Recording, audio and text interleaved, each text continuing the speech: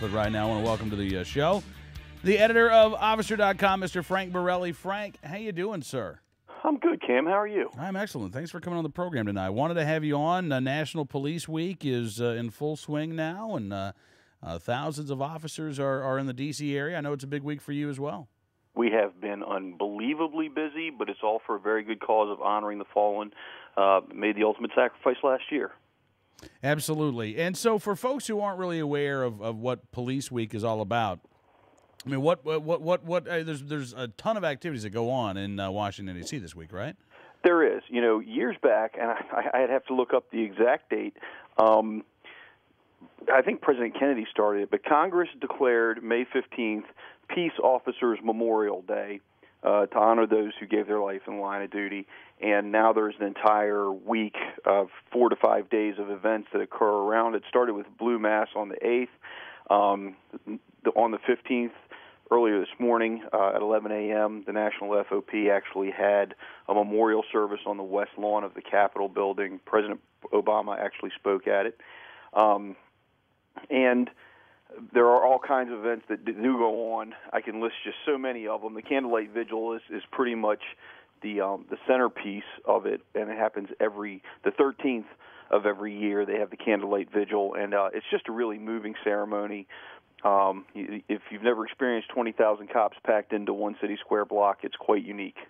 Oh, I can imagine. And sadly, you know, I've never actually gotten a chance to go in and see any of the activities during Police Week. Obviously, you know, if you're in the D.C. area, get ready for some traffic delays because, as you said, there are thousands of people. They're all done now. I mean, everything's done. Everything's actually done. It started on the 8th, and I give you an idea of some of this stuff. On the 8th, they had the 18th annual Blue Mass.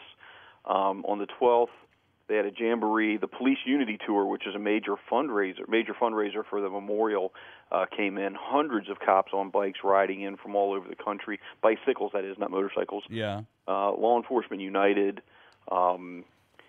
They had an event that was a fundraiser, for Concerns of Police Survivors. Now, these are surviving families, widows, widowers, and children of fallen officers. The 24th Candlelight Vigil was on the 13th, and they at D.C. Lodge 1, which is the FOP Lodge in D.C., they had an event. Yesterday, they had the 18th Annual Emerald Society and Pipe Band March and Service, which is always very entertaining, but also very somber. The Concerns of Police Survivors have ongoing training conferences. They had the 10th Annual Honor Guard competition.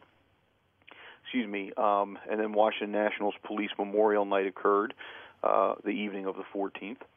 And then today they had the 31st Annual National Peace Officers Memorial Service, and then they have more ongoing stuff. The last events that are still occurring is the training, the conferences for the Concerns of Police Survivors. So. Okay. And you know, and how much policy does get discussed during an event like Police Week, Frank? How much policy gets discussed? Very little, if any. We try to do all we can, and Officer.com we're very proud to be working closely with the memorial. We live stream the Candlelight Vigil so that people can't be here to experience it, can still see it on the internet. We did the same thing today for the first time ever for the memorial service on the west lawn of the Capitol building, and we look forward to doing it next year. But when you start getting politics discussed around the deaths of officers and that sacrifice and the loss that the families experience, it's just not a good thing. I was quite pleased to see that there was no. Eric Holder was the keynote speaker for the Candlelight Vigil. He made no overtures about any political agenda. Leveraging, the officers, the deaths of the officers, and President Obama did the same thing today. Essentially, both of them said, we need to remember and appreciate not only what these people died doing, but what everybody still does every day when they put on a badge. It's almost a surprise that they didn't in a campaign year, but I was quite pleased that they didn't. Absolutely. Well, listen, Frank, glad you could be with us on the program tonight, sir, and thanks so much for your time. Look forward to having you on again very soon. Cam, next year you need to come down and see Candlelight Vigil. It's I dare you not to cry. Absolutely. You know what? I'll have somebody fill in for me, and I'll be there. All right, sir. All right. Thank you so much, Frank. Talk to you soon. Thanks.